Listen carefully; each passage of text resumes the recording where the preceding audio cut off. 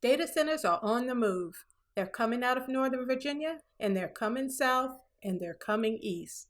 That was one of several realities that Gloucester County Administrator Carol Steele would lay down for the public at a meeting about the possibility of creating a technology overlay district in the Glens area to accommodate data centers. It's time that we talk now and for our community to make some decisions. To the surprise of the county, a crowd turned out that filled not only the presentation room, but two overflow rooms on the Glens campus at RCC. Steele tried to set the tone early by telling those in attendance that this was not a persuasive meeting on why having a data center was the best decision for citizens to reach.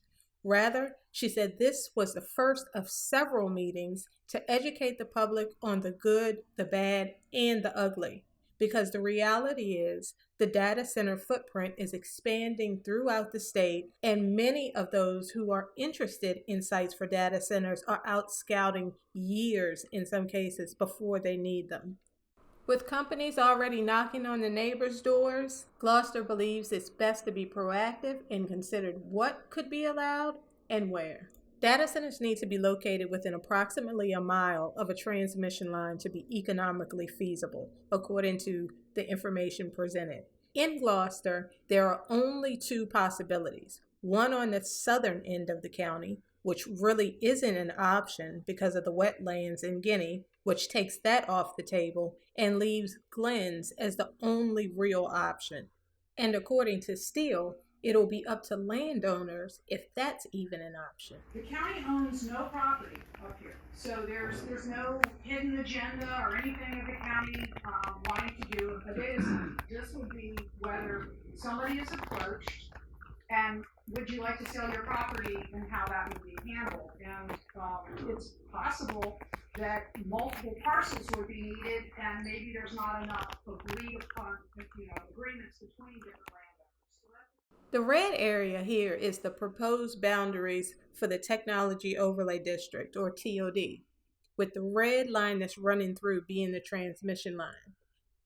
Having a TOD in itself would bring a benefit, according to the presentation, because the ability to sell land to data centers would boost property values. And if the county were to have data centers, there's a number of other benefits that would come along with it, from having new industry that has lower traffic impact than other land uses, including manufacturing and subdivisions, to job creation, both during the construction phase and during the operation phase. And Steele pointed out that not only would these be jobs, but high-paying jobs.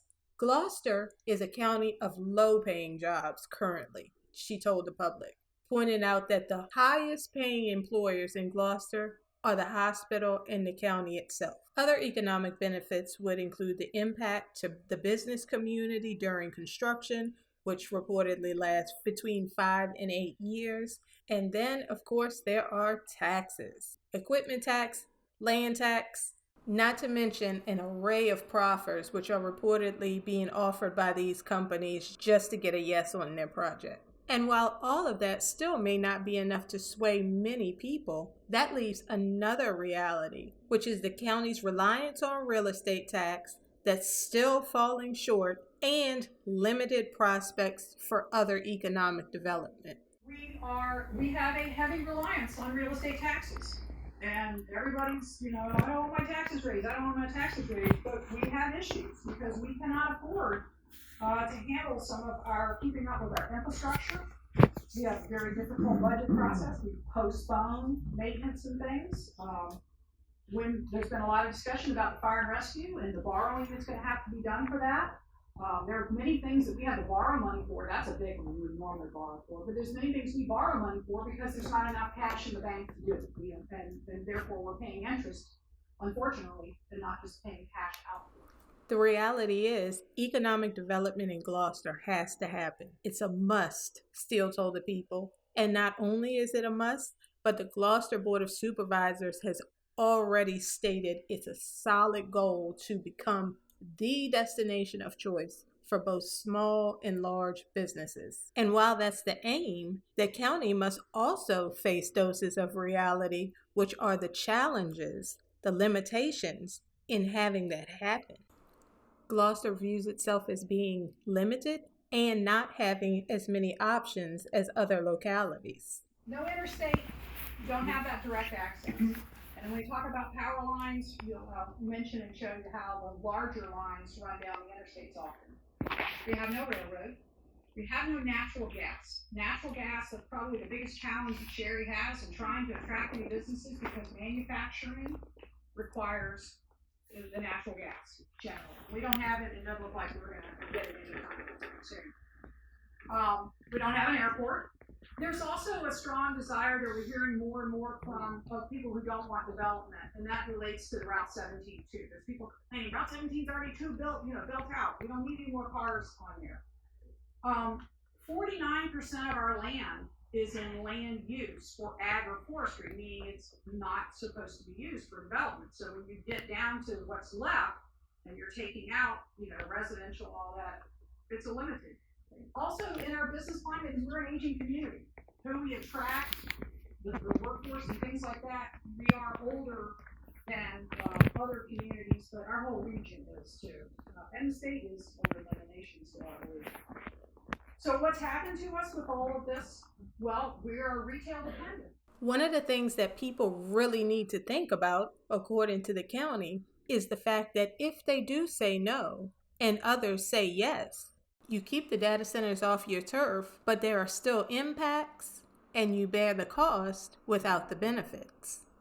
According to Steele, King and Queen is interested in data centers, and if they were to have a data center, due to the redundancy requirements, Gloucester could still be plagued with an increase of unsightly power lines. So King and Queen County, for example, hired Timmons, and they're doing some studies, and they are very interested in finding out more about data centers. As you'll see in a slide coming up, our line is, we're connected. So when we talk about redundancy, it's possible that Gloucester County will be impacted, at least in lines, by whatever happens in King and Queen. Reality check number I lost count is that the people who don't want data centers are already paying for them, according to Steele. Transmission lines are paid by all of us. So all of us who are on Dominion have paid for every one of those data centers in Northern Virginia. It's a very negative thing that will be there for everybody, no matter what residents decide to choose for Gloucester County. And it's not the only negative. The presentation did not shy away from the cons, which include higher electricity bills. Steele admitted data centers have driven electricity bills up and will continue to drive electricity bills up, whether or not they are located in Gloucester. Some of the effects that would be felt in Gloucester, specifically from having a project in Gloucester, would be things like the aesthetics, the utility lines, perhaps the visual of the building, an industrial entryway to the building, one or more substations, loss of land that could be used for other purposes, and even potential impact on animals. Then there's the fact that some data centers use millions of gallons of water per day. One of the most annoying and concerning things environmentally is the use of large amounts of drinking water. The cons are the exact reason that you take a proactive approach and get in front of the issues before they occur. All of the presenters talked about the ability to regulate what's allowed and what's not. And based on what was presented at that meeting, Gloucester has already drawn some red lines in the sand. There are waterless, which again we'll talk about and show you a picture one. There are waterless data centers. We would have to have a waterless data center if one comes to Gloucester County. We're doing about 1.5 million gallons of water a day at the reservoir. We have more water. We can go up to 4 million gallons a day. We're not about to spend $600,000 or $1 million or whatever for a data center, nor would we be able to pipe it all the way here, nor would we pipe from the Dragon Run. Steele also had this to say about concerns over the Dragon Run. Nobody's ever going to, that I can think of, ever endorse taking from the Dragon. And I know a lot of people are concerned about that. But it's cost prohibitive, and it's just not going to be a concern. Another firm no, according to the county. You'll notice that there's not much area on the east side of Route 17. We recognize that that is an environmentally sensitive area, so that's off the table already. And for those who aren't down with the lines in the sand, but who want a data center, according to Gloucester, they're ready to invite them to exit how they entered. We might limit the opportunities for Gloucester, but at some point you say, well, then if the shoe doesn't fit, you don't wear it, right? As open and neutral as the county attempted to be, with residents feeling scorched by the landfill, more recently the disastrous effects of solar, much of the audience seemed unpersuaded, unaccepting, and unwilling to believe that the county could regulate a data center if it were allowed to set up shop. How can they fight billionaire data centers? I mean, there's nothing really left that we can do once they come in and decide they're not going to abide by any of our environmental. So I was born and raised in Gloucester. I lived through the entire dump thing. My father spoke at every single meeting. I saw all the signs in the county. I watched all the uproar, and I watched us not be heard. I also watched the solar farm show up out of nowhere. I would agree the solar farm in Glens is nothing short of a travesty. I have Carver's Creek, comes through my backyard, and it is a sooty hot mess. I have a noise coming from the dump, and I can't get that resolved. So I tried to work with them, and it doesn't seem like we're getting anywhere. These are those promises made, nobody's getting back with me. So there you go. So the same thing with the data center.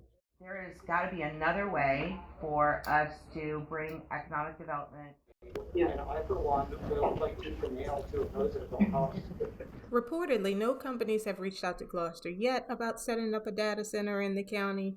The consideration of the TOD is just a proactive measure, and the May 28th meeting was the first of several, as the county also attempts to solicit input through a survey. The idea being that before the county moves forward, or not, with the TOD, county leaders want to gauge the broader sentiment, not just opponents who show up to the meetings. Anytime you would hold a meeting about something that's economic development, I would say statistically you're always going to have the sway against it. So in other words, the majority of people who leave their home on a rainy night are the ones who don't want something versus, who want something.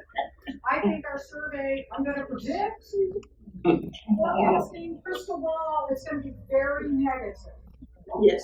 That's one of the things that our elected officials and the planning commission is going to have to determine. Is that representative of the whole thing until it's done? Or is there anything else that needs to still be done